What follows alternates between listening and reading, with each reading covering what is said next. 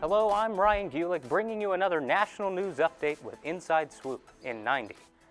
Well, Ospreys, predictions are now showing Hurricane Dorian to make landfall on Florida as a Category 4 hurricane.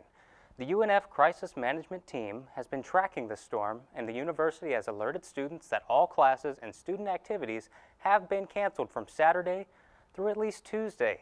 Now, pay attention to the term "at least" because there will most likely be more updates from UNF, so please stay alert. Check your messages because there is still a roughly 500-mile range of uncertainty as to where Dorian will land, so it is crucial that you stay informed. Well, turning our eyes a little further northwards, Juul Labs, a popular e-cigarette manufacturer, is facing accusations from officials in Illinois. These allegations accuse Juul Labs of marketing their products to teenagers. Now, Juul denies the allegations, showing evidence that they have taken many steps towards preventing their product from falling into the hands of minors. These steps have included the shutting down of its Facebook and Instagram pages, removing some of their flavored products from shelves, and getting 50 retail chains to pledge to scan their customers' IDs when selling Juul merchandise. Well, just as some companies are having trouble searching for answers to questions, so will many happy contestants once again, as award-winning game show host Alex Trebek has reportedly returned to work on the set of Jeopardy after having been away for receiving treatment for pancreatic cancer. I've gone through a lot of chemotherapy, and thankfully that is now over. I'm on the mend, and that's all I can hope for right now. Jeopardy's 36th season will begin on the 9th of September. Well, Ospreys, that's the end of this edition of Inside Swoop in 90. Please do all that you can to stay safe from and informed about Hurricane Dorian. Hey there, Ospreys. Welcome to a special edition of Inside Swoop in 90. I'm Tyler Wales, here with your weather update. Though the skies are blue this afternoon, Florida remains under a state of emergency as Hurricane Dorian continues to make its way towards the East Coast. According to the National Hurricane Center, the storm is currently a Category 4 with winds over 130 miles per hour. Storm trackers are reporting that Dorian's path appears to be shifting slightly, and it's possible that the storm may not make direct landfall. And although that is good news for now, path models are always changing, so be sure to stay updated with your local news station to find out the latest and how to be prepared. Threats of storm surges, flash flooding, and tropical storm winds are still very, very real. Pictured here, you can see empty shelves at a Doral, Florida Publix that used to be full of water. Stores all over the state are now rationing 2 24-packs of water or 4 gallons of water to each customer. Make sure to fill your car up with gas as stations do run out, and stock up on supplies and non-perishable foods. Well, this has been a special edition of Inside Swoop in 90. I'm Tyler Wales. Thank you for watching, and stay safe, Ospreys. Hey there, Ospreys. Tyler Wales here with your Monday weather update with Inside Swoop in 90. Hurricane Dorian continues to make a catastrophic impact on the Bahamas today, only moving at 1 mile per hour with winds of 150 miles per hour. This powerful storm is relentless, causing deadly storm surges and flooding. Expected to arrive near the coast of Jacksonville on Wednesday, mandatory evacuations are now in effect for Duval County's Zone A and B as of 8 a.m. on Labor Day. Inside Swoop's Ryan Gulick is on location to give us the latest on Jacksonville's condition.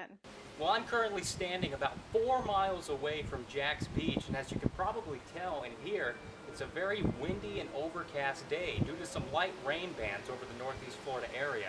Now, this is good. The hurricane's still a couple days away, and because it's so comfortable outside, this is a great day to take care of any last-minute storm prep you may need to do, from boarding up doors, covering windows with storm shutters, and pulling in any loose debris that may be in your yard, from limbs, buckets, children's play toys, anything that can get picked up by strong hurricane-force winds and crash into windows. I'm Ryan Gulick, Inside Swoop in 90.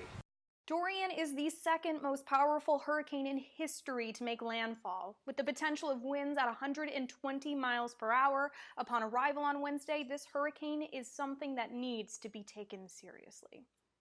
Well, this has been your Monday weather update with Inside Swoop in 90. I'm Tyler Wales. Thank you for watching, and stay safe, Ospreys. Hey there, Ospreys. Tyler Wales here with your Tuesday weather update.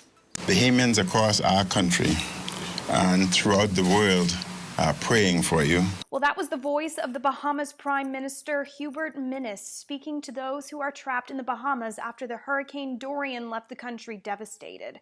In this image, you can see the severe flooding that occurred in Freeport, Bahamas, with waters rising as high as 6 feet, leaving cars and homes alike submerged in powerful currents.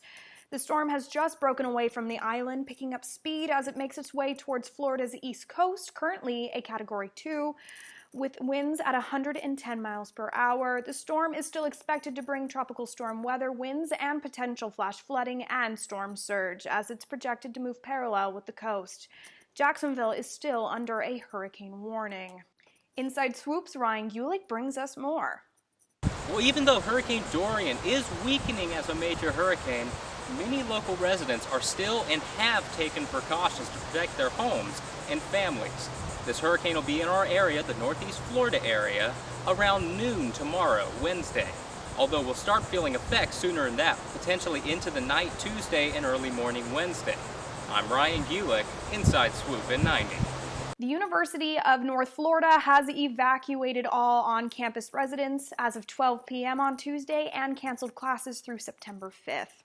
Well, this has been another weather update with Inside Swoop in 90. I'm Tyler Wales. Thank you for watching and stay safe, Ospreys. Hey there, Ospreys. I'm Ryan Gulick for Inside Swoop in 90, bringing you a continuing weather update on Hurricane Dorian. Now a Category 2 hurricane, Dorian has been traveling along Florida's east coast just offshore after finally taking its northward turn. Despite the lack of a landfall in Florida, high winds, storm surges, and power outages have been experienced in some areas and will remain possible for others moving forwards. Although Florida has so far been spared the more damaging of Dorian's winds, the Bahamas have been left reeling in its catastrophic wake. Inside Swoop in 90's Tyler Wales reports on the current state of the Bahamas. Striking the island as a Category 5 hurricane with winds of 180 miles per hour for nearly 2 days earlier this week, Dorian has left the Bahamas completely devastated. According to Red Cross spokesman Matthew Cochran, more than 13,000 homes have been destroyed, this being roughly 45% of the island's structures. The Red Cross has also reported that nearly 62,000 residents of the country are in need of water today, and according to the UN, 60,000 are in need of food. At least 7 deaths have been reported since the storm's passing. More details are expected to come within the coming days. Tyler Wales, Inside Swoop. Locally, Jacksonville, though, having experienced tropical storm force winds, has yet to suffer any serious infrastructural damage. Dorian is currently moving away at 9 miles per hour and should mostly clear the Northeast Florida area by Thursday morning. The University of North Florida has still canceled all student activities and classes through Thursday. Inside Swoop in 90 will keep you informed on any new updates coming from the university. Well, that's it for this Inside Swoop in 90 weather update. I'm Ryan Gulick. Stay safe, Ospreys. Hey there, Ospreys. I'm Ryan Gulick bringing you a world news update with Inside Swoop in 90. Well, after being devastated by Dorian as a Category 5 hurricane, the death toll in the Bahamas has tragically reached 30. Across the world, many are gathering together to raise money to send supplies, and others are taking part in a rescue plan. Hundreds of survivors gathered at the partly destroyed Leonard M. Thompson Airport on Thursday while waiting for small planes to come and rescue them. Young children, pregnant women, and the sick and elderly are, of course, being rescued first. But Dorian is still a Category 1 hurricane traveling up the U.S. East Coast, currently located in North Carolina, having just made its first U.S. landfall in Cape Hatteras. Yesterday, South Carolina faced the brunt of the storm, leaving many without power, due not only to winds and storm surge, but also tornadoes. Multiple tornadoes reported across the state, causing damage to many homes. Turning our eyes across the world, Robert Mugabe, former leader of Zimbabwe, has died at the age of 95 in Singapore, where he'd spent the last few months being treated for an undisclosed illness. In 2017, Mugabe was forced to resign from leadership due to political turmoil, being replaced by current President Emerson Mnangagwa, who has said in regards to Mugabe's death, "His contribution to the history of our nation and continent will never be forgotten. May his soul rest in eternal peace." Well, that ends this World News Update with Inside Swoop in 90. I'm Ryan Gulick. Stay tuned, Ospreys.